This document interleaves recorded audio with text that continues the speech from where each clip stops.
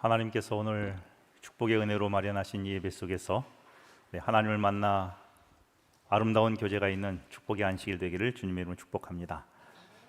순서지에 늘 우리가 이번 한 해 동안에 함께 기도했으면 좋겠다고 여러분들이 써내신 분들의 이름을 놓고 있습니다만, 여러분 이분들을 위해서 한번 순서지 버리지 마시고 시간 내어서 함께 다른 분들을 위해서도 기도해 주시면 참 좋겠습니다. 그리고 우리 선교회에서 들어오시면서 기도 카드를 여러분들에게 드리고 있는데, 그런 이 기도 카드는 우리 조금 전 했던 것처럼 예배 시간에 함께 기도하는 시간에 기도해 주시고, 또 일주일 동안에 여러분 기도하는 기도 시간 속에 특별히 그분은 특별히 정해서 기도해 줄 수 있으면 좋겠습니다. 나 자신의 기도의 제목도 있고 또 다른 우리 형제들의 기도의 제목도 함께 나눌 수 있을 때에 하나님께서 성령께서 역사하심 속에 2021년 한 해 풍성한 하나님의 은혜가 우리뿐만 아니라 이 복이 흘러넘칠 수 있는 은혜가 되길 바랍니다. 그리고 선교회에서 그동안 우리 교회에 갖고 있던 가정과 건강과 시조를 목회실에서 일괄로 우리 여러 이웃들에게 나눠줬는데, 이번 3월부터는 그렇게 하지 아니하고 우리 여러분 개인들이 지금 써낸 그 새로운 가족들을 위해서 몇 부씩 가져가셔서 직접 전달해 드릴 수 있도록 이렇게 했습니다. 아마 오늘 안교 활동반 시간에 여러분의 리더들, 목자들께서 우리 선교회가 제공된 시조와 가정 건강을 드리면 그것을 여러분 기도 제목 쓰신 분들에게, 이웃들에게 나눠줄 수 있도록, 그래서 그분들과 함께 더 만나서 아마 매달마다 이렇게 하면 여러 달 동안 이런저런 이유로 만나면서 그리스도의 사랑을 나눌 수 있다고 생각이 듭니다. 함께 우리의 은혜를 이 안식일을 누릴 뿐만 아니라 이웃들과 함께 나눌 수 있는 아름다운 교회, 어떤 교회요? 강릉중앙교회 모든 성도 여러분 되시길 간절히 바랍니다. 오늘 이 안식일은 봄을 알리는 여러 징조들 가운데에서 한 가지가 벚꽃인데, 해마다 보면 이때쯤 되면 비가 내리는 것 같더라고요. 그래서 이 안식일 우리 바쁜 일상을 뒤로하고 안식일 오후에 벚꽃을 우리가 함께 구경하면서 하나님의 창조하신 아름다운 것들을 서로 나누면 참 좋겠는데, 오늘 안식일 오후도 그랬으면 좋겠다고 여러분들이 이야기했던 것 같은데 오늘 또 비가 온다 그래요. 적지 않게 아쉬운 것 같습니다. 그래서 여러분, 제가 비 온다는 소식을 듣고 어제 달려가 가지고 몇 장 사진을 좀 더 찍어서 여러분들과 나누려고 갔습니다. 여러분 저희 수고도 기억해 주시기 바랍니다. 이건 지난번에 단톡방에 잠깐 제가 올렸던 사진인데, 여기는 어제 가서 찍은 거예요. 활짝 폈더라고요. 그냥 사진만이 아니라 그래도 약간 움직이는 것 좀 봤으면 좋겠어서, 화면이 클리어하지 않아서 잘 안 보일 수도 있겠지만 이런 벚꽃이 만개하는 것을 보면서 하나님께서 우리에게 이 잎보다도 꽃을 활짝 피게 함으로써 우리의 마음속에 다가오시는 하나님의 사랑을 조금 더 느껴지시는지 모르겠습니다. 짧지만 오늘 혹시 날씨가 뭐 이렇게 문제가 없으면 한번 산책 경포호수 주변으로 한 바퀴 돌면서 은혜를 나눌 수 있도록 하면 참 좋겠다 생각이 듭니다. 오늘 이 시간에는 제사와 예배에 관련돼서 함께 말씀을 보도록 하겠습니다.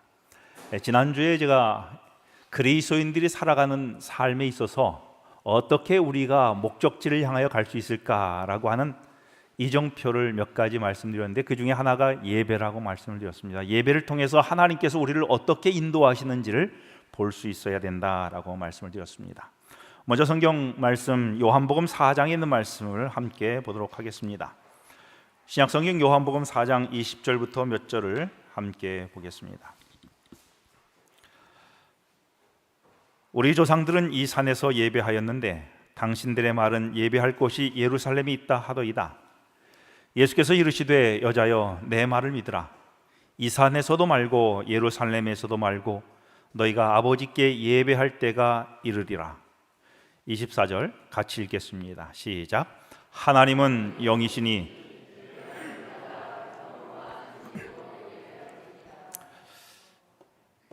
하나님은 영이신데 예배하는 자가 영과 진리로 예배해야 된다.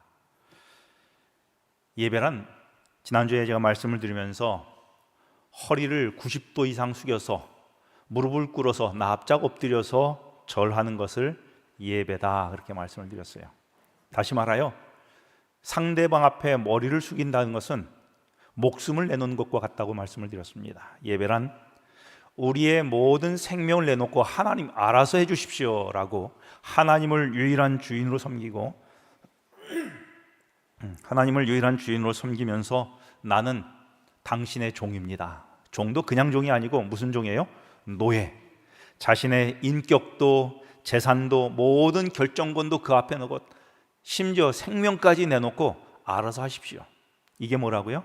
이게 예배라고.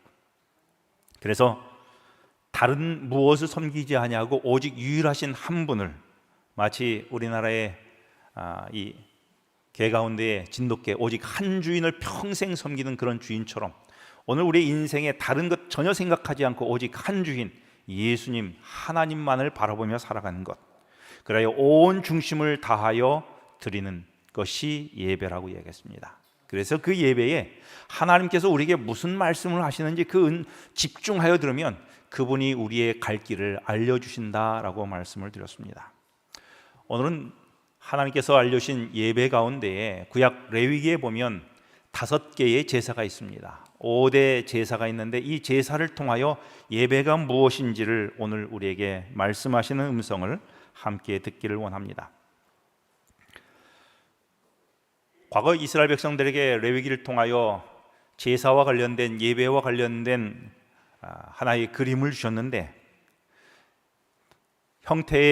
제사의 형태만 바뀌었을 뿐 그 제사의 정신은 오늘날 그대로 우리에게 있습니다.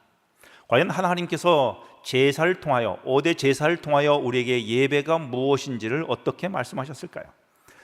이 5대 제사는 크게 5가지 이렇게 되어 있습니다. 하나는 번제입니다. 번제는 매일 드리는 것이 번제이고, 그 다음에 소제가 있는데 이 소제는 곡식을 빻아 가루로 만들어서 하나님께 드리는 제사가 소제입니다. 세 번째는 자기가 죄를 깨달았을 때, 죄를 인식했을 때에 하나님께 드리는 제사가 무슨 제사? 속죄제입니다. 그리고 내가 누군가에게 피해를 입혔을 때에 그 피해를 보상하기 위하여 드리는 제사가 속건제입니다. 그리고 일명 잔치 제사라고도 이야기하는데, 잔치와 같은 제사가 있는데 그 제사가 무슨 제사냐면 화목제입니다. 이 5가지 예배 속에서는 예배의 중요한 본질이 담겨져 있습니다. 이 제사 가운데서 영과 진리로 온 중심을 다하여 예배를 드린다고 하는 것이 무엇을 의미하는지를 보여주고 있습니다. 오늘 말씀을 함께 살피면서 내가 그동안 드렸던 예배와 우리의 예배가 얼마나 다른가 혹은 같은가를 한번 살펴보면서 우리의 예배가 어떤 예배가 되어야 될지를 생각해 볼 수 있는 시간이 되길 바랍니다. 먼저 레위기 1장 3절에 번제 제사를 이렇게 소개하고 있습니다. 그 예물이 소의 번제이면 흠없는 수컷으로 회막문에서 여호와 앞에 기쁘게 받으시도록 드릴지니라. 그 내장과 정강이를 물로 씻을 것이요 제사장은 그 전부를 제단 위에서 불살라 번제를 드릴지니 이는 화제라. 여호와께 향기로운 냄새니라. 여러분, 이 번제는 조금 전 말씀드린 대로 언제 한 번씩 드리는 거예요? 매일 드리는 것인데 이 제사를 특별히 아침과 저녁으로 드립니다. 번제의 제물은 크게 6가지가 있는데 짐승 셋, 새, 조류 셋 이렇게 구분되어 있는데, 바로 소, 멍에를 매는 소, 일을 하는 소, 짐을 짊어지는 소가 제물에 해당됩니다. 그리고 온순한 양, 그리고 그렇게 많이 값을 매기지 않는 염소, 또 조류 가운데서는 집비둘기와 산비둘기, 그리고 별로 값을 쳐주지 않는 참새, 이렇게 6종류가 번제의 제사의 제물로 드려지게 됩니다. 그런데 이 제물을 드릴 때에 몇 가지 이 제물을 통하여 우리에게 주어진 메시지가 있는데, 그것은 여러 가지 6가지 가운데서 한 가지를 우리가 형편에 따라 할 수 있는 것인데, 제물이라고 하는 것은, 예배라고 하는 것은 경제의 형편에 따라 아니면 그 값에 의하여 예배의 가치가 먹여지는 것이 아니라 거기에는 매우 중요한 메시지가 있는 것은 값에 의한 것이 아니라 그 제물이 이야기하고는 희생에 의하여 예배의 핵심이 달려 있다는 거예요. 성경은 교회에 올 때 우리가 예배할 때에 가장 비싼 옷을 입고 오라고 이야기하지는 않습니다. 그러나 최선을 다하여 준비된 의복을 향하여 최선을 다하여 오라고 이야기를 해요. 성경은 이야기하기를 많은 헌금을 드리라고 이야기하지는 않습니다. 그러나 하나님께서 우리에게 알려주신 축복대로 최선을 다하여 주님께 드리라고 말씀을 합니다. 양보다도 그 안에 재물에 담겨져 있는 하나님께서 우리에게 말씀하신 메시지의 뜻을 이해하고 그 뜻대로 하라고 한 것입니다. 예수님께서 이 제사의 제물, 예물에 관하여 한 이야기, 실화를 통하여 우리에게 말씀 주신 것이 있는데, 예배를 드려올 때 많은 사람들이 헌금을 드리는 거예요. 우리 교회도 입구에 헌금함이 있습니다만 거기에 보니 많은 사람들이 내가 얼마나 많은 헌금을 드렸는가를 보여주기 위하여 꽤 많은 액수를 사람들이 보이도록 헌금을 했었습니다. 그 중에 한 여인이 정말 너무 부끄러운, 누구에게 보이기 참 부끄러운 2렙돈, 오늘날로 이야기하면 정말 동전 2장, 2입, 이것을 조심스럽게 드리는 모습을 보면서 예수님께서 그 헌금의 가치를 이야기하면서 그 여인의 드린 헌금의 가치에 대하여 이야기를 했습니다. 그 말씀을 하시는 핵심은 무엇이냐면, 작게 드렸느냐 많이 드렸느냐보다 더 중요한 것은 제물의 핵심이 그리스도의 희생이라고 하는, 그리고 그 희생의 은혜를 감동받은 자가 최선을 다하여 드리는 헌금을 이야기하고 있었던 것이었습니다. 다시 말해서 이 희생, 제물이라고 하는 것은 내 희생이 아니라 그리스도의 희생을 묵상하는 것이 참 예배의 본질이라고 이야기하신 것입니다. 오늘 우리의 핵심은 나의 제물이 아니라, 나의 무엇이 아니라 그리스도의 희생이 중심이 되어야 된다는 것을 말씀하고 있는 것입니다. 그리고 이 제사는 언제 드려졌다고 말씀을 드렸는가 하면, 번제는 매일 드려졌고 아침과 저녁으로 드려졌다는 이야기입니다. 이 말은 무슨 말인가 하면, 아침과 저녁, 아침 예배 드리고 까맣게 입고 있다가 집에 와서 저녁에 잠자기 전에 예배를 드렸다는 이야기가 아니에요. 이 이야기는 아침부터 시작해서 저녁까지 하루 종일 예배의 삶을 드렸다는 거예요. 시작할 때 하나님께 나의 삶을 드리고 하나님의 임재를 경험하고 온 중심을 다하여 하나님을 묵상하면서 그 묵상이 하루 종일 이루어지다가 하루가 마쳐진 다음에 집에 들어와서 지난 하루 동안에 함께 하셨던, 묵상되었던 하나님께 예배를 드리는 것입니다. 그래서 매일 드렸다고 하는 이 말씀 속에서는 하루 종일, 그리고 일주일 내내라고 하는 의미가 포함되어 있습니다. 여러분, 예배는 한 번의 경험을 이야기하는 것이 아니라, 예배 시간에 주어진 하루의 경험이, 예배일의 하루의 경험이 아니라 언제의 경험이라고요? 하루 종일, 그리고 일주일 내내의 경험이라고 하는 것입니다. 다시 말하여 엎드려 꿇어 절하며 주인을 섬기는 것은, 종이 주인을 섬길 때에 오늘 아침 문안 인사하면서 주인, 오늘 아침 주인에게 문안 인사드립니다 라고 그 관계가 거기서 딱 끝나나요? 여러분, 아침에 그렇게 고백했으면 하루 종일 주인이 무엇이라고 이야기하든지, 주인 앞에 주인이 무슨 이야기를 하려고 하는지 쫑긋 귀를 세우고 듣게 되는 것입니다. 그러므로 오늘 우리의 예배는 주인이신 하나님 하면 고백하면서 그냥 그 다음에 귀 닫는 것이 아니라, 주님, 오늘 이제 1시간이 지났는데 제가 일을 잘했나요? 무슨 말씀을 하시겠어요? 그 다음에 무슨 일을 할까요? 라고 주인이 부르면 바로 달려갈 수 있는 마음의 태도가 있어야 되는 거예요.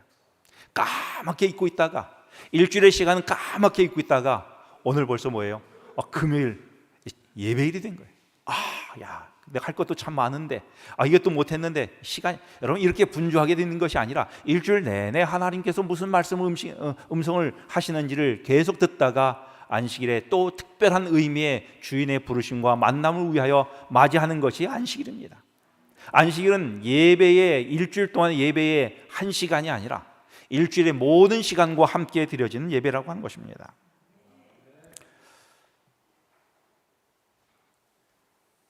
제사를 드리기 위하여 찾아온 죄인이 이제 번제를 드리기 위하여 아까 소개했던 소나 양이나 염소나 비둘기나 또 아니면 참새를 가지고 번제를 드리러 와요.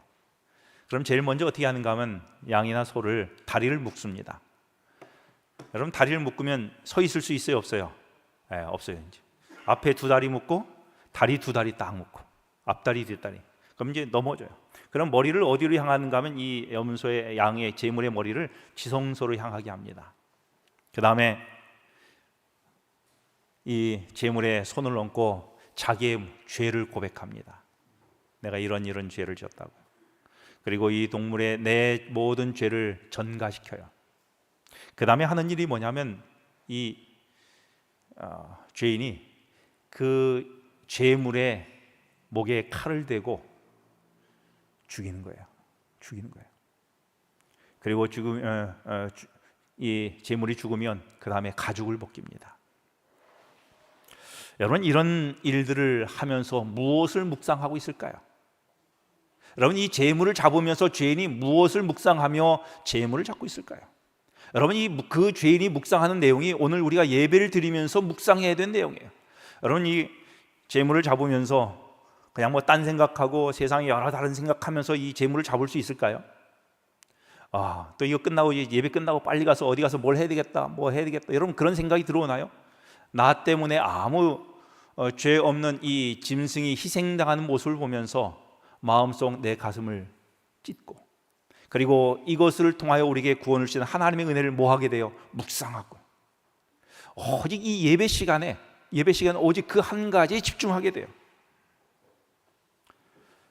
죄가 얼마나 잔인한 것인지, 그것이 얼마나 부끄럽고 가죽을 벗기면서 얼마나 정말 갈갈이 벗겨지는 경험들을 하게 되는 것이 제사 예배를 드리면서 경험하는 것입니다.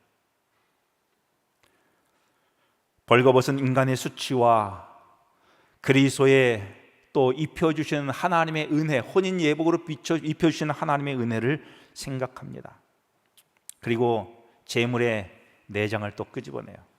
그리고 다리와 머리를 따로 잘 구분하여 그것을 제사장에게 줍니다. 제사장은 이 모든 과정에 제사를 드리는, 제물을 드리는 이 경배자를 와서 도와주는 것을 합니다. 핵심은 제사를 드리는, 제물을 드리는 이 예배자가 이 예배의 모든 행동에 같이 참여하는 것입니다. 구경하는 것이 아니라 참여하는 것이에요. 여러분, 오늘 우리의 예배는 하나님과의 만남과 그 예배 속에서 이루어지는 모든 것들에 우리가 스스로 깊이 참여하는 것입니다. 오늘 뭐 우리가 의미는 물론 그렇게 이야기하지만 간혹 말하는 것과 예배를 보러 간다 그렇게 해요. 여러분, 예배는 보는 것이 아니고 참여하는 것입니다. 그러면서 방금 말씀드렸던 대로 이 몇 가지를 제사장에게 주는데, 머리와 다리와 내장과 기름을 제사장에게 줘요. 이 이야기는 무엇을 이야기하는 거야? 내 머리는 뭐예요? 생각이지 않습니까?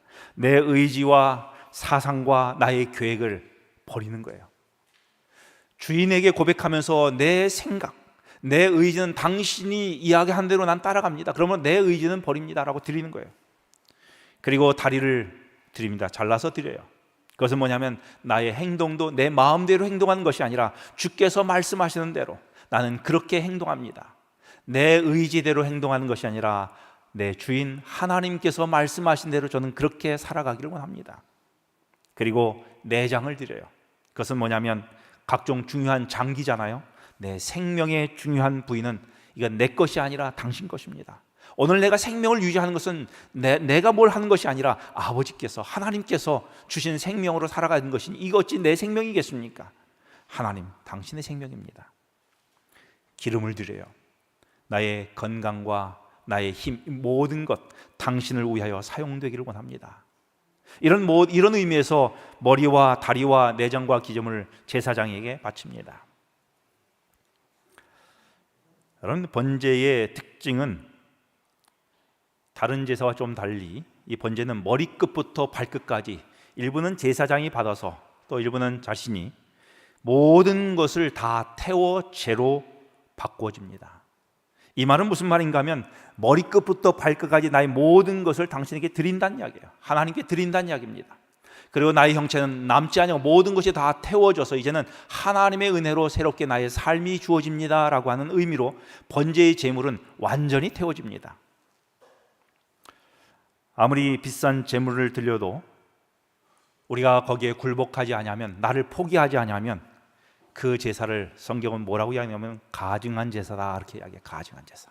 아무리 비싼 예배를 드리고 아무리 비싼 헌물을 드린다 할지라도 내 자신이 전적으로 태워지지 않으면, 온전히 태워지지 않으면 하나님께서 받기 어려운 것입니다.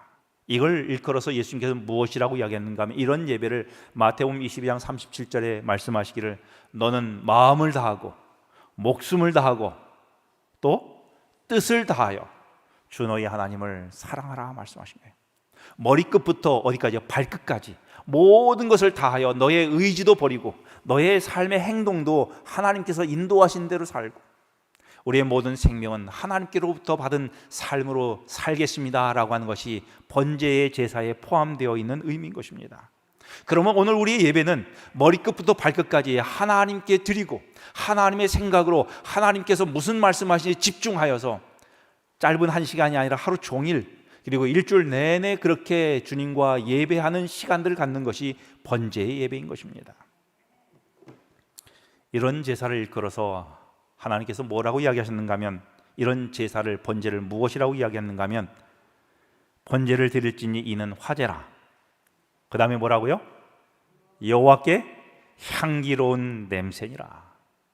하나님께 향기로운 냄새가 되는 그 이유는 오늘 우리를 버리고 하나님께서 우리의 삶을 지배하도록 드리는, 온 집중하여 드리는 예배를 하나님께서는 우리의 향기로운 제물이라 라고 말씀하시는 것입니다. 거기에 많은 향수가 있어서가 아니고, 우리의 많은 어떤 수고와 노력과 헌신이 있어서가 아니고, 우리의 어떤 그 잘남과 어떤 모습이 아니라 우리의 것들은 다 태워, 머리끝부터 발끝까지 다 태워 사라지고 하나님의 은혜로 살아가는 제사, 번제를 일컬어서 하나님께서는 향기로운 제사라고 이야기하시는 거예요. 이 말을 바울은 로마서 12장 1절에 말씀하시기를 그러므로 형제들아 내가 하나님의 모든 자비하심으로 너희를 권하노니 너희 몸을 하나님이 기뻐하시는 거룩한 산 제사로 드리라. 산 제사로 드리라. 예배가 살아있는 예배가 되기를 주님 원하셔요. 살아있는 예배가 되기 위해서는 우리가 팔딱거리면서 뛰는 것이 아니라 우리의 생명이 아닌 하나님께서 주신 생명으로 살아있는 예배가 될 때에, 나의 예배가 아니라 하나님께서 주신 생명의 예배가 될 때에 그 예배를 일컬어 산 예배라고 이야기하는 거예요. 이는 너희의 드릴 영적 예배니라. 우리는 어떤 번제물로 어떻게 예배를 드리고 있습니까? 오늘 우리가 예배에 참여하면서 일주일의 예배 속에서 우리는 무엇의 예배에 집중하고 있습니까? 혹 비본질적인 문제에 집중하느라 우리가 참으로 하나님께서 무슨 말씀을 하시는지 집중하여 들어야 되는 그 음성을 놓쳐 예배의 본질을 흐리고 있지는 않는지. 예배는 하나님께서 나에게 무슨 말씀을 하시는지 집중하여 듣는 거예요. 이 시간도 하나님께서 무슨 말씀하시는지, 나에게 무슨 말씀을 하시는지 집중하여 음성을 들을 수 있는 시간이 되길 간절히 바랍니다. 두 번째 소제가 있는데, 이 소제는 여호와께 드리거든 고운 가루로 예물을 삼아 그 위에 기름을 붓고 또 그 위에 유향을 놓아 드리는 제사가 소제입니다. 여러분, 이 소제는 가루와 기름과 향으로 드리는 제사인데, 이 소제의 가장 중요한 내용은 뭐냐면 나의 모든 소유는 하나님의 것이라고 고백하는 제사예요. 이 제사 소제 재료로 사용되는 이 제물들은 매우 혹독한 과정을 거쳐서 만들어집니다. 곡식인데 이 곡식이 그냥 나달이 있는 것이 아니라 나달이 어떻게 되는가 하면 땅에 심겨져서 썩어 없어져야 돼요. 그리고 다시 태어나야 돼요. 그래서 거기에 싹이 나고 열매가 맺으면 열매를 이삭을 쳐가지고 잘라내서 나달을 만들어냅니다. 그래서 이 곡식에 알이 되면 그걸 어떻게 해요? 이제는 틀에다 놓고 빻는 거예요. 빻고 나서 나온 것을 결과물을 보면 이게 밀가루인지 콩가루인지 쌀가루인지 구분이 안 돼요. 다시 말하여 소제의 제물이 되기 위해서는 본래 나의 형태가 사라지는 것입니다. 내 모습이 사라지는 거, 여전히 내 모습이 드러나는 것이 아니라 완전히 가루가 되어서 먹어보지 않고서는 그리고 누군가가 이야기해 주지 않고서는 그 존재를 몰라요. 그리고 기름을 내는 감람나무의 열매는 찝니다. 막 익게요. 부서지는 거예요. 그리고 그 부서짐의 고통 속에서 이 돌의 압착기에서 꽉 눌러가지고 거기서 나오는 것이 기름입니다. 이 모습은 예수님께서 십자가에 달려 돌아가시면서 향기로운 향을 내시기 위하여 그분이 찢기고 상하는 것을 이야기하면서 또 우리가 어떻게 살아야 되는지를 이야기하는데, 오늘 우리의 이 소재를 통하여, 소재의 예배를 통하여 우리에게 주어진 메시지는 무엇인가 하면 하나님께 대한 헌신과 충성을 이야기하는데, 하나님께 충성한다라고 하는 이 말은 자기 가치를 실현한 것이 아니라 자기 가치를 다 없애는 거예요. 다시 말하여 자기는 완전히 부서져 사라지는 경험을 이야기하고 있습니다. 나의 형태는 사라지는 거예요. 오늘 참다운 설교의 말씀의 메시지가 여러분에게 전달되었다고 한다면, 오늘 예배가 끝난 다음에 저라고 하는 사람은 여러분 기억 속에 사라져야 돼요. 그러나 여기에서 주어진 메시지를 오래오래 기억하셔야 돼요. 메시지를 기억해야 되지, 오늘 말씀을 전하는 제가 혹시 기억된다면 뭔가 좀 문제가 있습니다.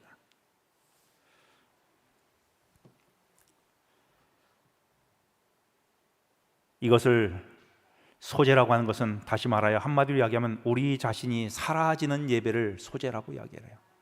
우리 자신이 사라지는 이야기.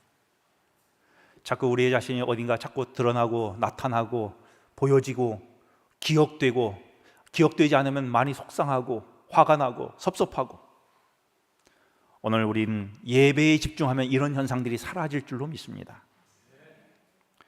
소재는 곡물로 드려지는 이 예배가, 그래서 이런 예배의 본을 주님께서 보이셨는데, 빌립보서 2장 6절에 그는 근본 하나님이시지만 하나님과 동등됨을 취할 것으로 여기지 아니하시고 오히려 자기를 비워 종의 형체를 가지사, 사람들에게 눈에 띄지 않는, 별로 눈여겨보지 아니하면 그냥 지나갈 것 같은 그런 별 볼 일 없는 그런 종의 형체를 가져 사람과 같이 되셨어요.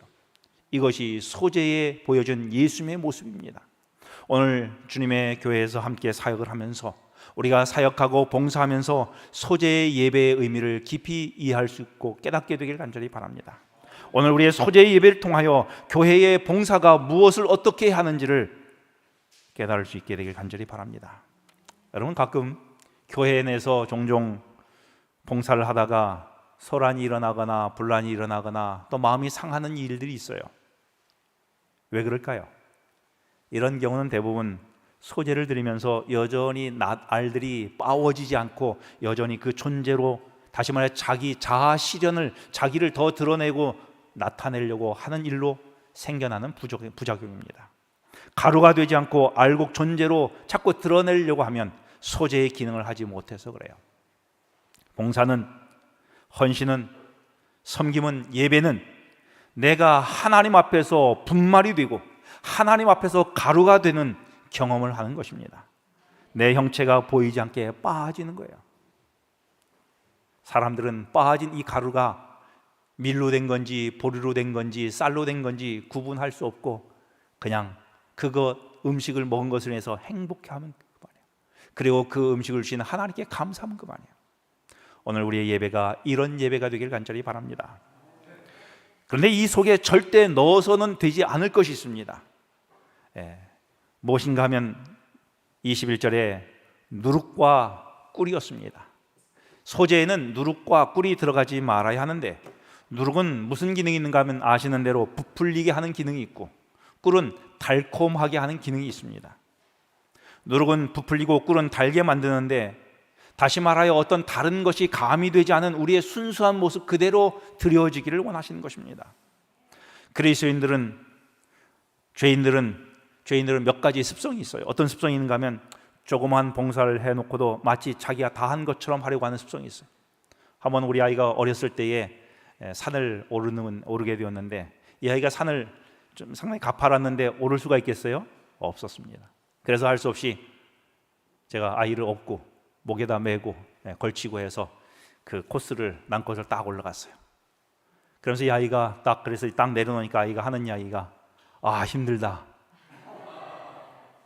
아, 다 왔네. 자기는 한 거 없는데 자기가 다 했다.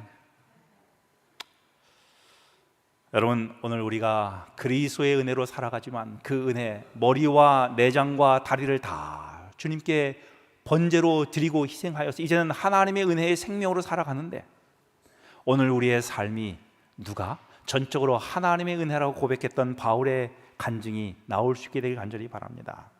그런데 자꾸 사람은 무슨 현상이 있는가 하면 자꾸 내가 했다고 이야기하기를 원해요. 자꾸 내가 했다고 원해요. 자기가 한 것을, 그리고 무슨 증상이 있는가 하면 자기의 한 것을 조금 이제 여러 번 반복하다 보면 자꾸 미화하려고 하는 습성이 있어요. 가정 이제 간증 집회에 정말 은혜로운 간증을 해서 간증 집회에 모셔오는 분들이 있어요.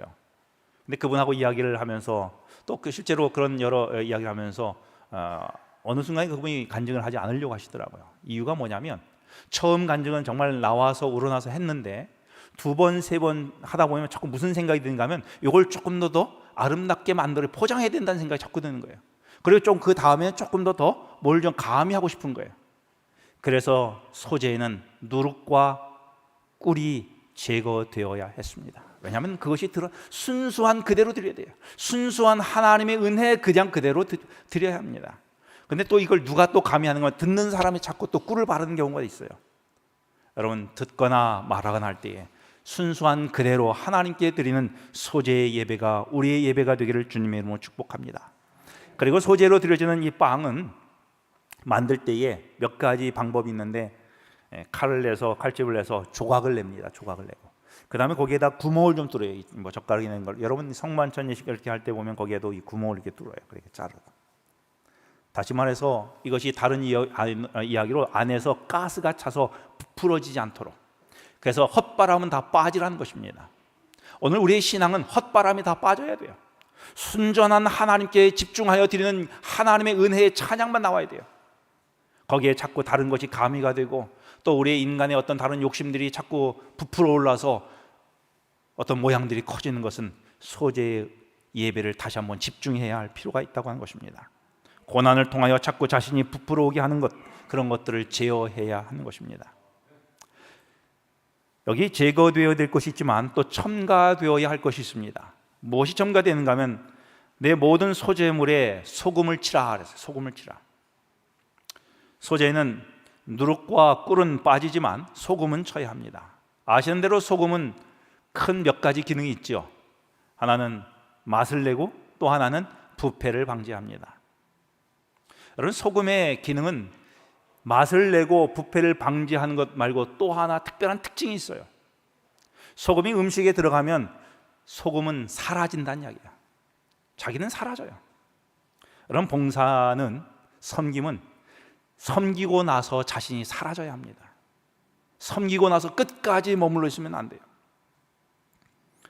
바로 이런 것이 어떻게 가능한가 하면, 소재라는 예배에 집중하여 드리면서 맛은 내지만 나는 사라지는 것이에요. 근데 여러분, 소금이 맛이 있어요, 없어요? 소금이 무슨 맛이 있어요? 짠맛이 있어요. 소금은 반드시 짠맛이 있어야 합니다. 여러분, 이 소금이 음식에 들어가서 자기의 맛이 강하게 유지되면 어떤 현상이 일어날까요?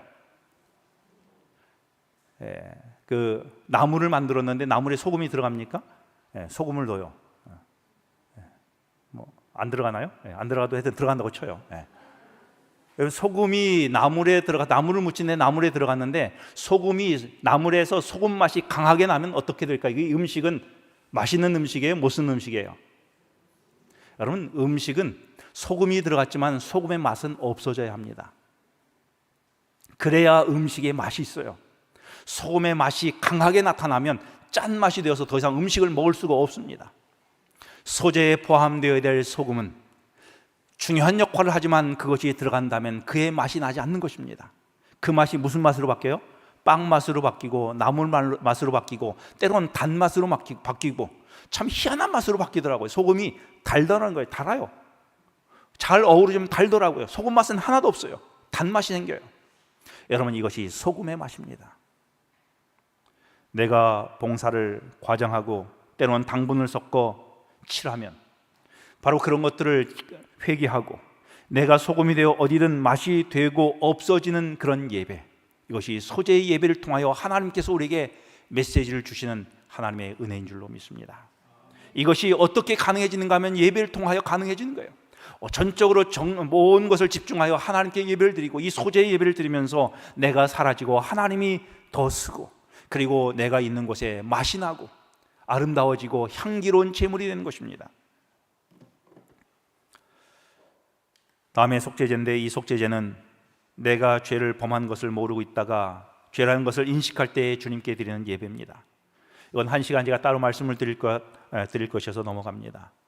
그 다음에 속건제인데요, 속건제는 부지 중에 죄를 지었을 때 그 죄가 내가 잘못했다는 것을 깨닫게 되면 드리는 제사가 속건제입니다. 여러분, 그리스도인들이 잘못한 것 중에 한 가지가 뭐냐면, 누군가에게 피해를 입히고 어려움을 입힌 다음에 누구에게 가는가 하면, 하나님, 제가 그거 잘못했습니다. 그리고 나서 나는 이제 용서받았어 하고 그냥 지내는 거예요. 하나님께 용서받으면 그만이라고. 그런데 성경은 그렇게 이야기하지 않습니다. 그것의 의미를 이야기하는 것이 속건제예요. 타인에게 어떤 물질적 피해를 주었으면 가서 용서를 구하고 갚으라는 거예요. 갚을 능력이 없으면 그 일로 인하여 그만큼의 마음의 표현을 하여 용서를 구하라는 것입니다. 이것이 하나님께 드리는 속건제의 예배인 것입니다. 오늘 우리가 어떤 예배를 드려야 될지, 우리가 이웃들과의 관계 속에서 어떻게 예배에 참여할 수 있을지, 하나님의 은혜를 우리가 경험하고 제물을 통하여 하나님께 드리면 속건제의 제사도 함께 드릴 수가 있게 되는 것입니다. 이것이 우리 그리스도인의 참 삶이 되어야 합니다. 마지막 5번째는 화목제인데요, 화목제는 여러 가지 이유로 제사에 참여하게 됩니다. 때로는 감사로 인해서나 때로는 서원이나 기타 여러 가지 제목이 있어서 우리가 하나님께 제물을 드리게 돼요. 그런데 이 화목제는 다른 제사와 좀 다릅니다. 어떻게 다른가 하면 일반 제사는 번제처럼 제물을 태워서 재로 만들어 없어져요. 그리고 아니면 일부를 태우고 제사장이 대신 먹습니다. 그러면 제사장이 그 일부의 제물을 먹고 그 죄의 문제를 하나님께 고하지요. 그런데 화목제는 다른데요, 화목제는 제물의 기름은 태워 없애지만, 그리고 앞가슴살과 뒷다리살은 제사장이 드립니다. 그리고 나머지는 제사를 드리는 예배자가 자기와 사람들 불러서 먹습니다. 그래서 이걸 뭐라고 이야기하는가 하면 화목제를 나눠 먹는 제사라고 이야기하기도 해요. 또 다른 말로 이야기하면 잔치 제사라고 이야기하기도 합니다. 왜냐하면 제물에 남는 것을 어떻게 해요? 제사장이 드리고 기름은 태우고 난 다음에 남는 것은 그가 먹는 것입니다. 그런데 어떻게 먹는가 하면 여기 이렇게 되어 있어요. 레위기 7장 15절에 보면, 감사함으로 드리는 화목제물의 고기는 드리는 그날에 뭐 할 것이요? 먹을 것이요, 조금이라도 이튿날 아침까지 두지 말 것이라. 감사함의 화목제물은 그날 당일 다 먹어야 합니다. 만약 그렇게 남기면 무효예요. 그 다음에 또 한 가지 있는데, 서원이나 자원하는 그런 화목제물이면 드린 날에 먹지만 좀 남으면 다음 날까지 먹을 수가 있어요. 그러나 다음 날까지는 가서는 되지 않습니다. 여러분, 이 말은 무슨 말인가 하면, 화목제물로 먹으려면 기름을 태우고 제사장이 앞가슴살과 뒷다리살을 드린 다음에 나머지를 이제 먹어야 되는 것입니다. 우리 잘 먹는 분들이 있으시죠? 여러분, 소가 제물로 드리면 소 한 몇 킬로 정도 돼요? 300kg? 300kg. 여러분, 300kg의 앞가슴살하고 뒷다리를 빼고 나고 기름을 빼고 난 다음에 얼마나 될까요? 얼마 안 돼요? 앞가슴살 많이 남지 않을까요? 반 정도 이상은 남지 않겠습니까? 한 150kg, 뭐 좀 더 줄여서 100kg는 안 되겠습니다. 여러분, 이 100kg를 이제 제사 드린 사람이 와서 제물을 드리고 100kg를 뭐 하는 거예요? 집으로 가져오는 거예요. 아니, 자기가 이제 먹어야 돼요. 김성훈 집사님 어떻게 100kg 다 드시겠습니까? 이건 죽었다 깨어나도 못 먹어요. 우리 잘 먹는 우리 요한 100kg 한 이틀에 걸쳐서 여러분 도저히 먹을 수가 없어요. 이 먹으려고 하면 혼자 먹을 수 없어서 할 수 없이 사람을 불러야 돼요. 할 수 없이 옆 사람 부르고 이웃집 부르고 불러서 같이 먹자는 것입니다. 그래도 소화가 안 되기 때문에, 그래서 다 먹을 수 없어서 누구도 부르는가 하면 좀 관계가 안 좋던 사람도 불러요. 평소에는 내가 부르고 싶지 않았지만 이날은 같이 먹어줘야 되는 것입니다. 내 기쁨을 함께 나눠줘야 돼요. 그래서 좀 불편한 우리 김성훈 쌤 불러가지고 우리 같이 먹자고. 여러분, 먹자고 불렀으면은 불편은 했지만은 먹으면서 뭐 하게 돼요? 초청했다는 자체가 이제 나는 당신과 좋은 관계가 되기를 원한다는 이야기예요. 불러서 또 먹으면 그냥 먹습니까? 아유 고맙다고 또 이야기하고 이런저런 대화를 나누면서 뭐 해지는 거예요? 화목해지는 거예요. 이웃과 나눠주는 제사예요. 여러분, 오늘 예배라고 하는 것은 하나님께 드림과 함께 이웃들을 돌아보면서 함께 먹는 제사가, 예배가 오늘 5가지의 제사를 통하여 우리에게 주어지는 하나님의 메시지인 것입니다. 거기에는 많은 사람들이 모이고 함께 모여서 먹고, 그리고 하나님과 화목하며 하나님의 은혜를 이웃들에게 나누면서 말 그대로 잔치 제사가 되는 것입니다. 여러분, 오늘 우리의 예배가 어떤 예배입니까?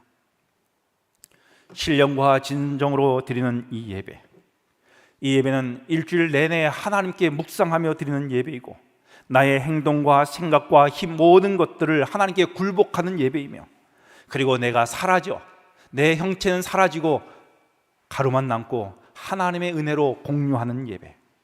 누구에게인가 어려움을 입혔을 때에는 그것을 가서 미안하다고, 혹은 내가 이렇게 해야 되는데 아니면 좀 이런저런 이야기와 용서와 또한 기회를 함께 나눌 수 있는, 그냥 하나님께만 해결하면 그만이라고 하는 것이 아니라 용서를 구하는, 그리고 또 이웃을 불러 함께 음식을 나눠 먹는 잔치의 예배.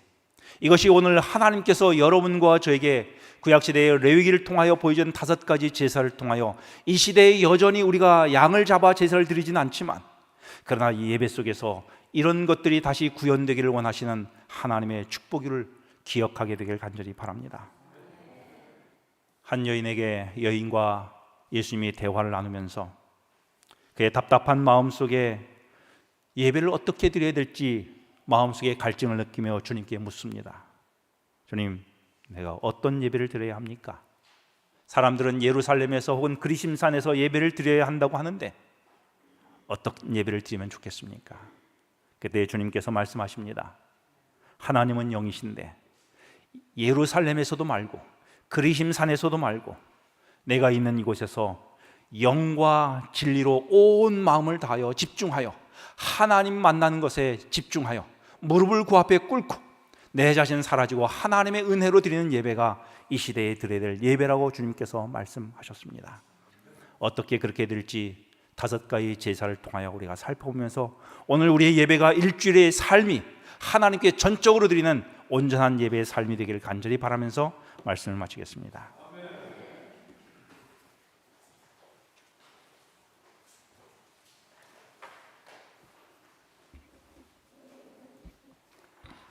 헌금에 관한 권면을 말씀드리겠습니다.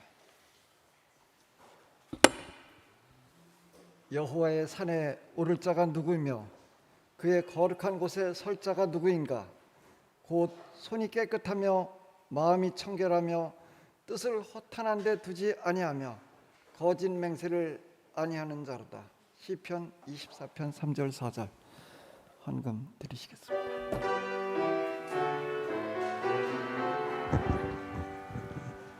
만국 근원 주 하나님, 천하 사람 모두 찬송.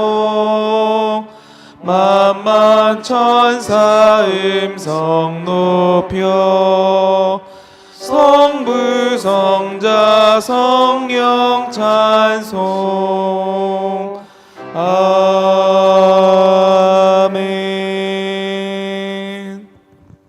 아버지 하나님, 저희들 작은 정성과 마음을 다해 주님께 헌금 드리오니 받아 주시옵소서. 저희들의 작은 헌금이지만은 주의 사업에 크게 쓰일 수 있도록 오병이어의 기적을 베풀어 주시옵소서.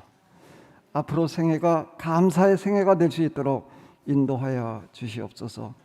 예수님의 이름으로 간절히 기도드렸습니다. 아멘.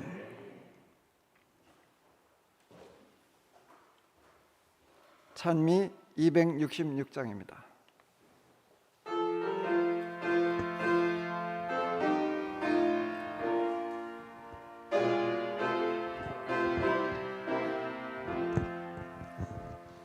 온 세상 위하여 주 오시었으니 만 백성 모두 나와서 주 말씀 들어라. 죄 가운데 빠져 죽어야 하는가. 구원의 음성 못 듣고 죽어야 하는가. 전하고 기도해 매일 증인 되리라. 세상 모든 사람 다 듣고 그 사랑 알도록 온 세상 위하여 그 복음 전하니 죄인 회개하고서 주 예수 믿어라. 죄인을 위하여 주 돌아가신 것 나 증거하지 않으면 그 사랑 모르리. 전하고 기도해 매일 증인 되리라. 세상 모든 사람 다 듣고 그 사랑 알도록 온 세상 위하여 주 은혜 임하니 주 예수 이름 힘입어 이 복음 전하라. 나 먼 곳에 가서 전하지 못하나 나 있는 바로 그곳에 이 복음 전하리. 전하고 기도해 매일 증인 되리라. 세상 모든 사람 다 듣고 그 사랑 알도록. 우리를 사랑하신 하나님의 사랑과 예수 그리스도의 은혜와 성령의 감동 감화심이 우리의 삶이 예배가 되어 주님과의 만남 속에 주님 앞에 무릎을 꿇어 주님의 은혜를 구하는 우리의 삶 속에 우리는 사라지게 하시고 주님께서 우리의 삶을 지배하도록 축복하시기를 예수님의 이름으로 기도합니다. 아멘.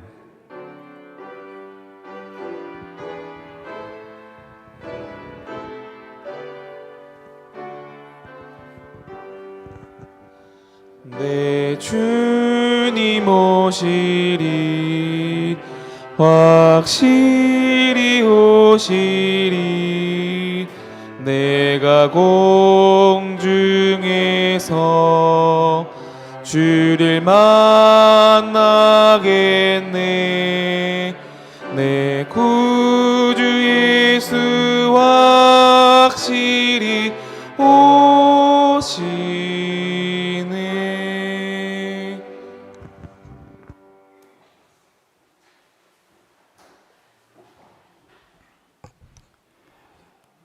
예배에 참석하신 성도님들과 손님들을 주님의 이름으로 환영합니다.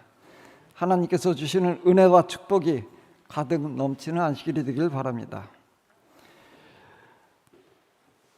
교회 입구에서 다른 성도들의 기도 요청 카드 받기를 계속합니다. 예배 시 첫 기도 후 개인 기도 시간에 명단을 놓고 기도하시고 집에서도 기도해 주시기 바랍니다. 구도자를 위한 방문 물품 활용입니다. 본당 입구에 구도자를 위해 나눌 선교 물품을 준비했습니다. 원하시는 분들 활용하시기 바랍니다. 또 충청 앞에 옥천교회 건축을 위한 물품 헌금에 참여하기를 원하시는 분은 이수빈 집사님께 문의해 주시기 바랍니다. 예배 끝난 후에 목자와 부목자 또 원하시는 반원 모두 바로 예배 끝난 후에 예배 본당에서 기도회가 있겠습니다. 또 이웃에게 시조와 가정과 건강을 나눠주시기 바랍니다. 2021년 넷째 첫째 주 희망 일반 대신방 일정이 있습니다. 다음 안식일에 안식일학교에서 일기 기억절 암송대회가 있습니다. 다음 안식일에 안식일 후 본당에서 정기직원회가 있겠습니다. 4월 18일 일요일 다음 안식일입니다. 다음 일요일입니다. 4월 18일 일요일 춘계 대청소가 있습니다. 모든 분들이 참여하셔서 주의 성전이 깨끗하게 되시길 바랍니다. 오늘 떡과 두유는 조남선 집사님의 차녀인 박윤아의 생일을 맞이해요. 조남선 집사 가정에서 준비하셨습니다. 맛있게 드시기 바랍니다. 이상입니다.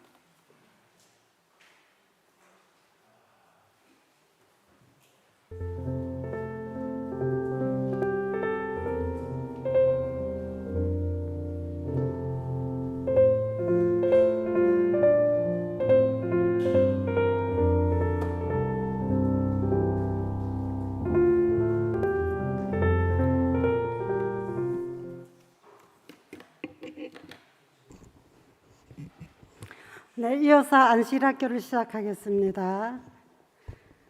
안식일학교 시작하는 찬미 82장 찬미로 안식일학교를 시작하도록 하겠습니다. 찬미 끝난 후에 우리 윤정문 집사님 기도 인도해 주십시오.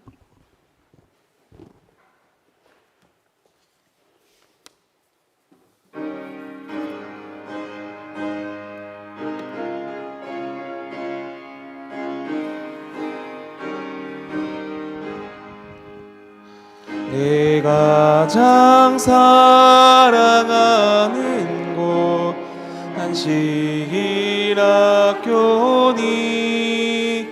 저복된 본향 안식일 나 거기 가겠네 그곳에 가겠네 그곳이 귀하니 저복된 본향 안식일 나 거기 가겠네 영생의 길 이곳에서 처음 배웠으니 내 복된 본향 가는 길 나에서 찾으리 그곳에 가겠네 그곳이 귀하니 내 복된 본향 가는 길 나에서 찾으리 나의 주의 크신 사랑을 여기서 배우니 이 복된 도를 남에게 다 가르쳐 주세 그곳에 가겠네 그곳이 귀하니 이 복된 노를 남에게 다 가르쳐 주세.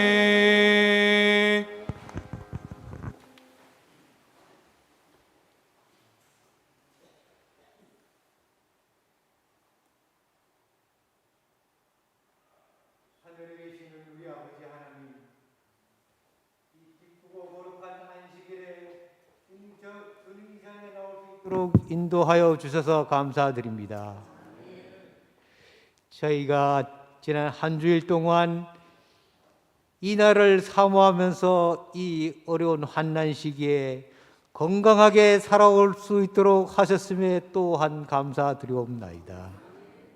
항상 하나님을 찬양하고 경배드리오니 홀로 영광 받아 주시옵소서. 전능하신 아버지 하나님, 믿음이 연약하고 우리 모든 성도들에게 강하고 담대한 믿음을 갖게 하여 주시옵소서. 또 말씀에 목말라 하고 굶주린 성도들에게 이 말씀에 충만함이 있는 우리 교과 공부가 되도록 원하옵나이다. 저희들 중에는 여러 가지 시험과 근심과 걱정에 빠져 있는 성도들이 있습니다. 이 모든 성도들에게 무거운 짐을 거두어 주시기를 간절히 비옵나이다. 오늘 이 안식 학교를 준비하신 모든 임원진에게 성령 임재하여 순서마다 은혜 받는 시간 되게 하여 주시옵소서. 하나님의 은혜와 우리 주 예수 그리스도의 사랑과 성령 교통하심이 있기를 우리 주 예수 그리스도의 이름으로 기도드리옵나이다. 아멘.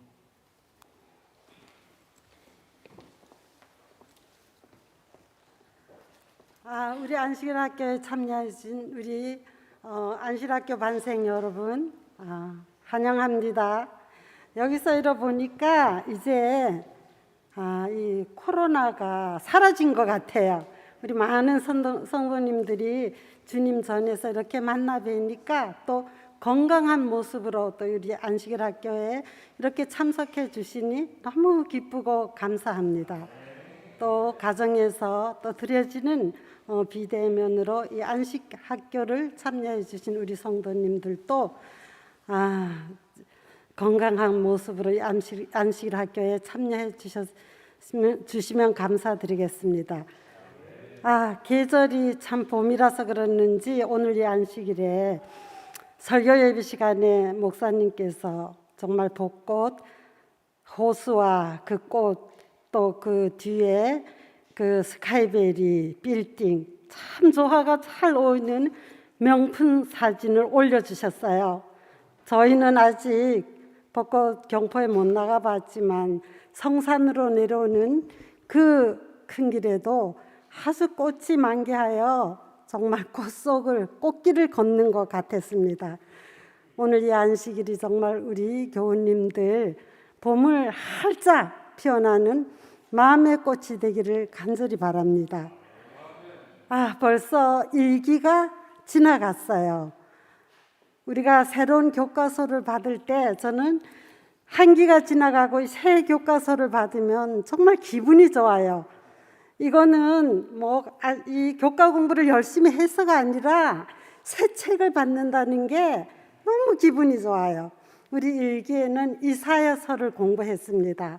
이사야서가 좀 어렵고 또 좀 힘들지만 우리 목사님께서 이 교과 공부를 잘 인도해 주셔서 다시 이사야서를 공부하게 됨을 참 감사하게 생각합니다. 우리 목사님께 정말 감사드립니다. 자, 이게는 영원한 하나님의 언약. 이걸로 우리가 또 13과까지 공부하게 되었습니다.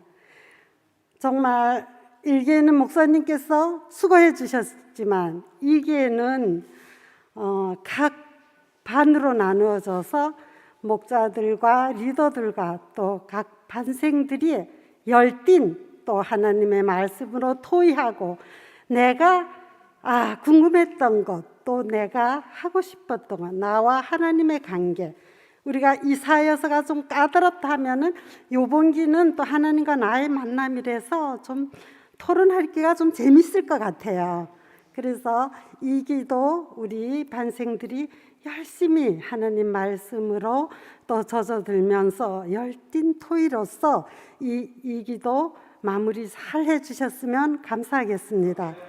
자, 오늘은 또 우리 강태윤 집사님 정말 또 간증을 들어보기로 하겠습니다. 집사님 감사합니다.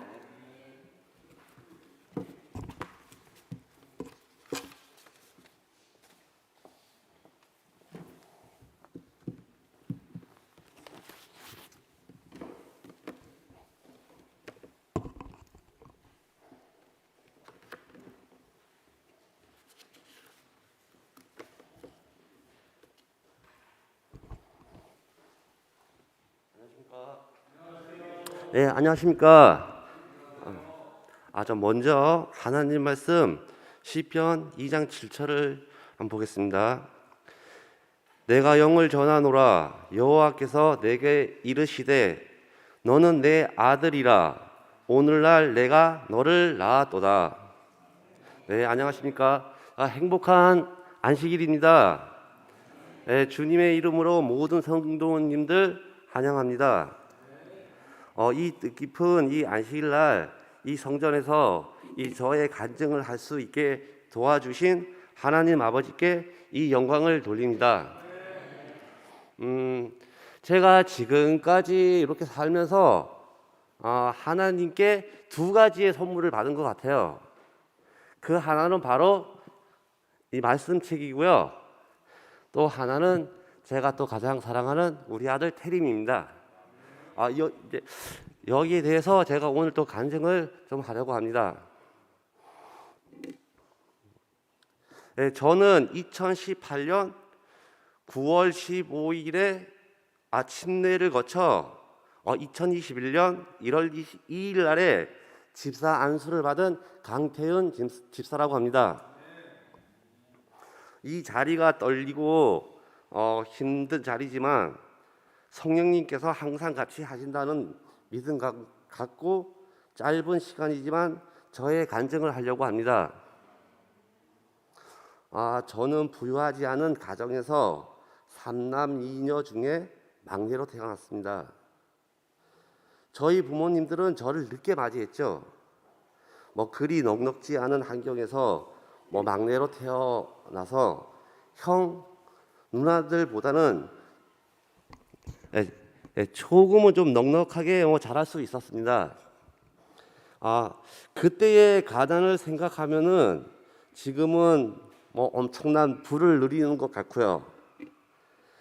저의 어릴 적 시골은 다들 아시는 분 아시겠지만 저 월정사라 하는 절이 있는 그런 그 밑에 있는 그런 시골 진부라는 곳인데 그 모든 동네 사람들은 절 아래에 생활하느라 이 하나님이란 존재를 모르고 생활했던 것 같습니다. 저 또한 그렇게 생활을 했고요. 그저 촌 아이로 생활하다 보니 세상 어떤 것에도 물들지 않고 그저 순박하고 무지하게 살았던 것 같습니다. 진부라는 시내에서 중학교, 고등학교를 다니면서 이제 세상이 이제 넓다는 것을 그때 조금 알아갖고 세상의 눈에 이제 조금씩 이제 띄게 되었습니다. 친구 따라 교회를 다녔는데 그 교회 이름이 진부에 있는 제7일 안식일 예수 재림교회였습니다. 그때는 믿음도 없었고 하나님께서 존재하시는 것조차 저에게는 어떤 아무 의미가 없었습니다. 학교를 다니면서 친구들이 이 교회 저 교회 우리 교회 다니자 이런 말들을 많이 듣고 강요도 많이 받았습니다. 그러던 중에 안식일 교회를 다니시는 저희 큰 누님이 생각이 나서 그래 누나가 다니는 교회를 한번 다녀보자 해서 그냥 무의미로 교회를 다니기 시작했습니다. 그렇게 긴 시간은 아니었지만 이 제 가슴에 이 교회를 잠깐이나마 이렇게 심어 두었던 것 같습니다. 그러면서 성인이 되고 군대도 가고 사회생활을 하다 보니 이 하나님과의 이 거리가 자연스럽게 이제 멀어져 갔고, 그러면서 저는 이 사회의 이 물에 젖어서 이 사회생활과 전쟁을 하면서 살았습니다. 어느덧 나이도 차고 해서 제가 또 사랑하는 집사람을 만나 결혼도 했고 또 가정이 생기고 나니 이 가정은 내가 지켜야 한다는 그 어떤 새로운 신념과 각오가 생기고 또 잘 살아가야 한다는 그냥 오로지 그런 생각만으로 이 인생을 에 있어서 정말 일만 하고 살았습니다. 누구의 도움도 없이 저는 이를 악물고 일해서 짧은 시간에 내 집도 장만하고 어느 정도의 생활이 그 나의 이 어깨를 또 으쓱하게 만들고 그 나의 저만의 또 교만이 이제 지금은 모르지만 그때 이제 막 생겨났었던 것 같아요. 모든 것이 이제 자신이 있었고 무엇을 하든 성공할 수 있다는 이 제 자아에 그냥 빠지고 말았던 겁니다. 그러던 중 저에게도 태림이라는 아이가 이제 우리 곁에 왔습니다. 태림이가 우리 가족이 되었을 때 세상 부러움이 진짜 없었습니다.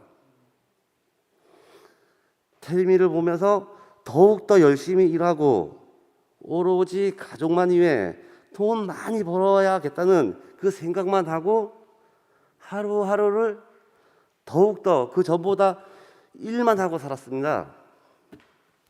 남에게 해코지도 하지 않고 오로지 가족만 보고 이 한 길만을 달렸습니다. 그러면서 제 개인 사업도 하게 되었고요. 조금 더 벌어야지. 어쨌든 태림이는 나에게는 그때 당시에는 복덩어리였습니다. 오로지 저의 눈에는 태림이만 보이게 되고 다른 사람들은 눈에 거의 들어오지 않았었습니다.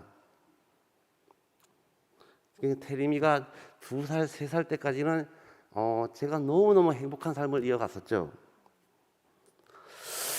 그렇게 행복하게 살아가던 중 저에게도 이제 또 엄청난 일이 좀 벌어지고 말았습니다.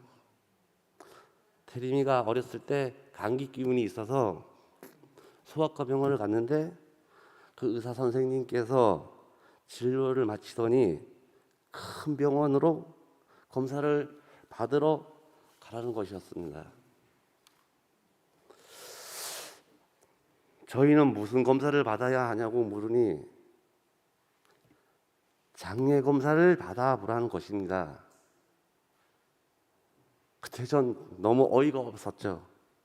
의사 선생님하고 대판 싸움하기도 하고 제 마음속으로는 아닐 거야. 무슨 장애야. 그냥 오진이겠지. 대수롭지 않게 여겼지만 이 마음 한켠으로는 너무나 찜찜하고 그래서 여러 병원을 다니면서 검사를 했는데 결국은 장애가 있다는 판결을 받았습니다. 그것도 지체장애 1급. 이게 무엇일까요? 저희 태림이 같은 경우는 이 몸은 자꾸자만 성장하고 커져가는데 이 언어가 발달이 되지 않고 있습니다. 아직까지도 2살, 3살 그 수준에 지금 머물러 있는 것이죠. 그러니까 내가 더 이상 자라지가 않는 그런 판결이었습니다. 자, 마음속으로는 그냥 괜찮을 거야. 시간이 지나면 괜찮아질 거야. 이런 생각으로 나의 마음을 위로하면서 1년 1년을 태림이의 그 반응만 보면서 살았습니다. 근데 더 이상 이 병이 발전이 없더라고요. 확실하게 장애인 판정을 받고 나니 세상의 모든 것이 이제 다 미워지고 싫어지고, 그냥 제 자신이 이제 점점 악마로 이제 변해갔습니다. 세상에서 제가 가장 사랑하는 내 아들 태림이도 그때 제 눈에는 제 몸 하나에 어떤 암세포로 느껴졌고,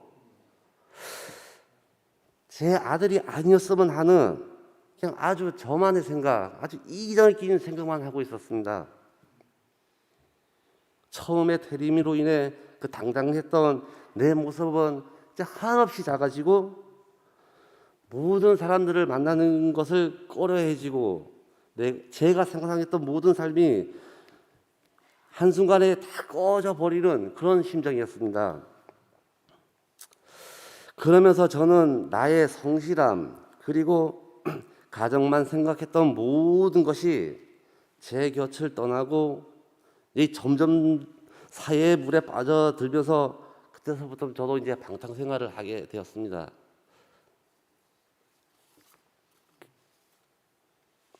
모든 것이 짜증나고 누구라도 붙들고 하소연하고 싶고 막 소리도 치고 싶었지만 그것조차 제가 할 수가 없었습니다. 점점 더 저의 나태함에 의해서 저의 사업은 힘들어져 가고, 저는 점점 더 타락의 길로 빠져들고 말았습니다. 그래, 이제는 될 대로 되라. 모든 의욕이 없어지고 비참한 생활로 하루하루를 보냈습니다. 그러던 중 어느 날 태림이를 보고 있노라니, 내 인생, 태림이 인생 왜 그렇게 불쌍한지요. 누구의 도움에 손길이 없었습니다. 그때 전 결심하고 태림이를 데리고 14층이라는 그 높은 옥상에 올라갔었습니다. 그리고 무서운 생각을 했었죠. 저는 알아듣지도 못하는 태림이 보고, 태림아, 아빠나 태림이 너나 이 세상에 살아가면은 더욱더 고통스럽고 참담해질 거야. 미안하지만 태림아, 우리 이제 여기서 그만하자. 전 태림이를 안고서 정말로 뛰어내리려고 하는 순간, 마지막으로 태림이 얼굴을 한번 이렇게 바라보았습니다. 그 순간 우리 태림이 얼굴을 보니까 해맑은 얼굴로 저를 보고 쌩긋 웃고 있는 것이었습니다. 그 순간 저는 내가 지금 뭐 하고 있는 거지? 우리 태림이한테 너무나 미안하고, 내가 태림이한테 너무나 못쓸 짓을 하고 있구나, 이런 생각이 갑자기 제 머리를 막 때리고, 그러면서 저의 입에서 나온 말이 하나님, 하나님, 하나님, 딱 3마디였습니다. 그때는 저는 아무것도 몰랐었습니다. 하나님이 제 옆에 항상 지켜보고 계신다는 것을요. 이 사건이 있은 후로부터 저는 우리 태림이가 장애를 가지고 있다는 것을 부인하지 않고 받아들였습니다. 그리고 더욱더 열심히 태림이 위해서 살아가야지, 이런 마음으로 하루하루를 살았습니다. 근데 저희들의 그 형편은 더 나아질 기미는 보이지 않고 생활고는 더욱더 힘들어가고, 결국 저는 저의 사업을 포기하고 약간의 빚을 진 채 이젠 사장이 아닌 직원으로 돌아가서 일을 하게 되었습니다. 시련은 가면 갈수록 점점 더 가해지고 어떻게 솟아날 그 해법이 없어 보였습니다. 이렇게도 해보고 저렇게도 해보고 도저히 저의 인생의 이 먹구름은 거칠 줄 몰랐습니다. 그러던 중 어느 날 갑자기 하나님은 이 먹구름을 걷어주실까? 하는 그 불현듯 그런 생각이 제 머리를 스쳐 지나갔습니다. 그래, 하나님을 믿어 구원을 얻고 또 새로운 삶을 살아가자. 하나님은 내가 원하는 거 다 들어주실 거야. 이런 희망의 빛이 내 눈에 비치게 되었습니다. 전 그렇게 해서 어렵게 제 자신을 위해 하나님을 믿어보기로 했습니다. 그 누구보다도 절히 기도를 했고 또 구했습니다. 하나님, 저 지금 많이 힘들어요. 하나님 계신다면 저 좀 살려주세요. 하나님 저 안 살려주시면 저 하나님 안 믿을 거예요. 뭐 이런 협박 아닌 협박도 하나님께 외쳤습니다. 전 기도하면 다 들어주실 줄 알았습니다. 이런 어리석은 나의 믿음은 하나님은 용서치를 않으셨습니다. 전 기도하면 다 들어주실 줄 알았는데 저의 기도는 하나님께서 들어주지를 않으셨고, 살아계시는 하나님은 왜 나의 기도를 들어주시지 않지? 도대체 하나님은 계신 거 맞아? 이런 생각을 여러 번 하고 푸념도 많이 했습니다.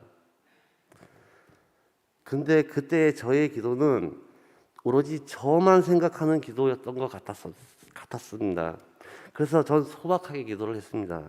하나님, 저 돈도 필요 없고요. 행복도 필요 없습니다.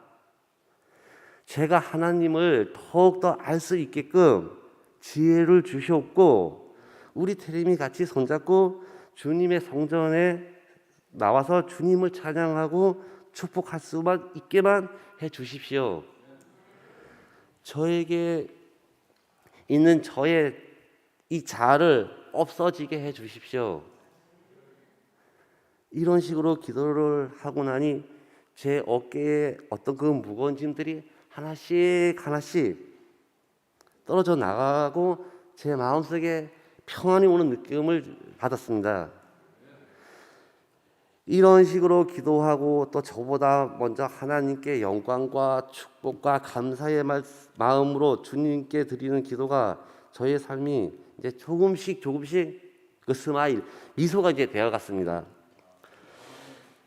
지금 생각해 보니 하나님께서는 말 못하는 우리 태림이를 나에게 보내주신 것이 또 하나의 은혜라고 저는 깨달았습니다. 태림이는 내 자식이기 전에 주님께서 저에게 주신 어떤 선지자인 것 같습니다. 지금은 무엇보다도 태림이 너무너무 사랑하고 자랑스럽습니다. 항상 저의 곁에서 저희 태림이는 저에게 아멘, 아멘, 할렐루야, 할렐루야 이 말을 항상 외쳐주고 그렇습니다. 태림아, 아빠 너 되게 많이 사랑한다. 자, 비록 믿음은 부족하지만 우리 태림이 손 꼭 잡고 하늘나라로 같이 갈 수 있도록 힘써 주님 믿고 찬양하고 축복 감사할 것입니다.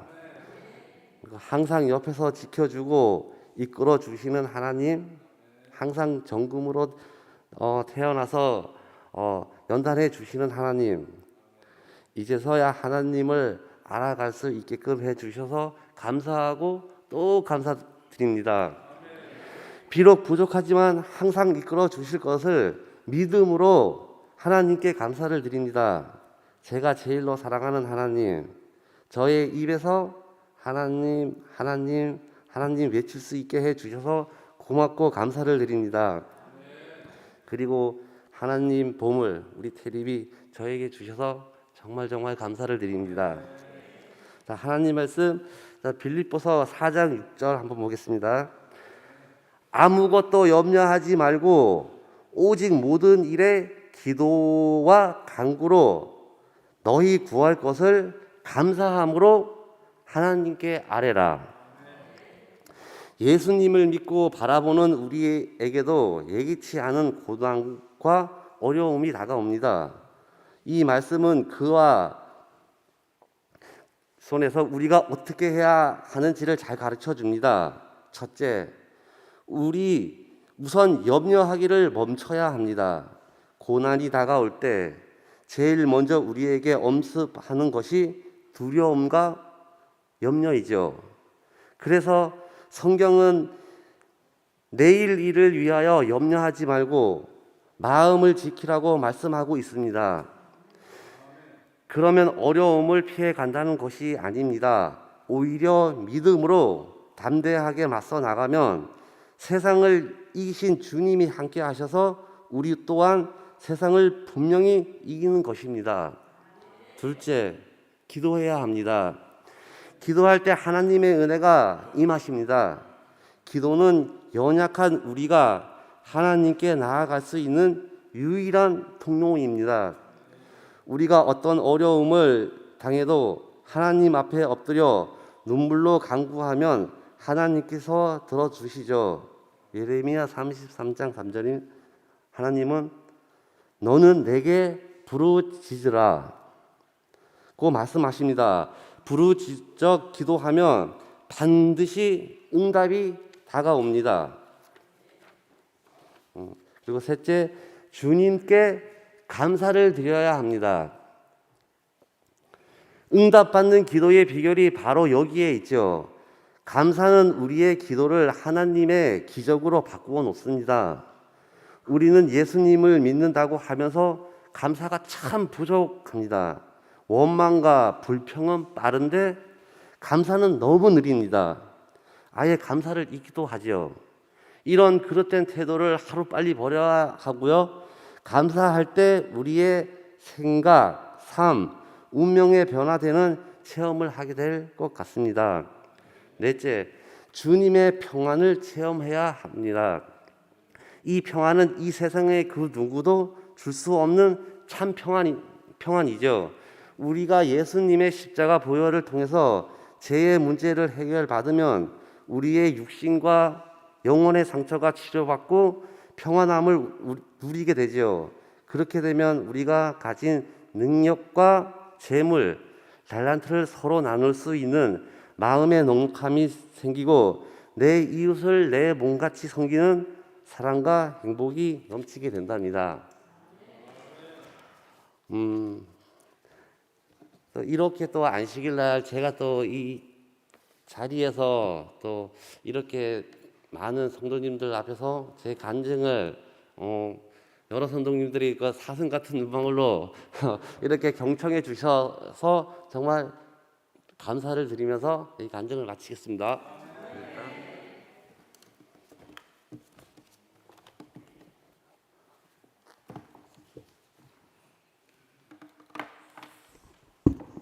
네, 우리 강태윤 집사님 정말 어려운 간증을 해주셔서 감사합니다. 우리 집사님이 아드님과 함께 교회에 이렇게 들어오는 거 보면 정말 든든하고 또 보기에 좋지요. 정말 집사님 곁에는 항상 아드님이 옆에서 든든히 지켜주시고 또 때로는 애로움을 달래주실 것입니다. 네, 우리 헌금 좀 부탁드립니다. 네, 감사 헌금 39명이 내주셨고요. 또 어학청연금 3명, 서적 3명, 또 생일을 맞이하신 분 있습니다. 노명숙 집사님, 우리 다 같이 생일 축하해 주겠습니다. 생일 축하해요, 집사님. 네.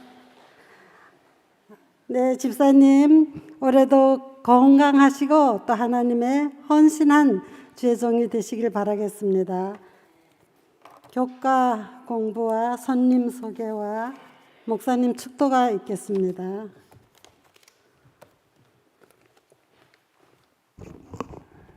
네, 오늘 안식일 우리 여러분 모두를 환영하고 무엇보다도 우리 안재석 성도님 오늘 이 안식을 함께해서 너무나 반갑습니다. 주님 이름으로 환영합니다. 네, 반갑습니다. 환영합니다. 반갑습니다. 네, 기도하겠습니다. 하나님 아버지, 오늘 지나온 삶을 주님께 영광을 돌리며 간증한 주의 사랑하는 아들 우리 강태훈 집사님과 또 우리 가족을 주님 기억하여 주시옵고, 또 오늘의 인생에 주님의 은혜와 축복이 늘 멈추도록 함께하여 주시옵소서. 또한 우리의 일상생활 속에서 함께하신 하나님께 감사하여 예물 드린 손길들과 특별한 사업을 위하여 드린 손길, 생일을 맞이하여 주님께 감사의 예물 드린 손길, 주님 우리의 마음을 드린 모든 손길들을 기억하시고 주님 축복하여 주시옵소서. 이 시간 이제 이번 한 기 동안에 우리에게 주신 하나님의 언약, 우리에게 주신 영원한 그 언약을 함께 연구할 때에 주의 성령이 함께하여 주시옵소서. 함께 은혜를 나눌 수 있는 소중한 시간 되도록 인도하시기를 예수님의 이름으로 기도합니다. 아멘.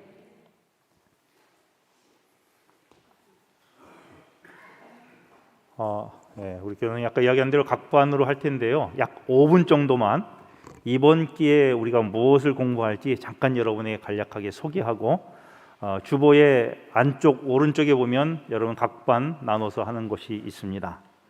이번 우리 2기 동안에 하나님의 언약에 대해서 공부할 텐데요. 아마 5분이기 때문에 집중해서 조금 들어주셔야 될 것 같습니다.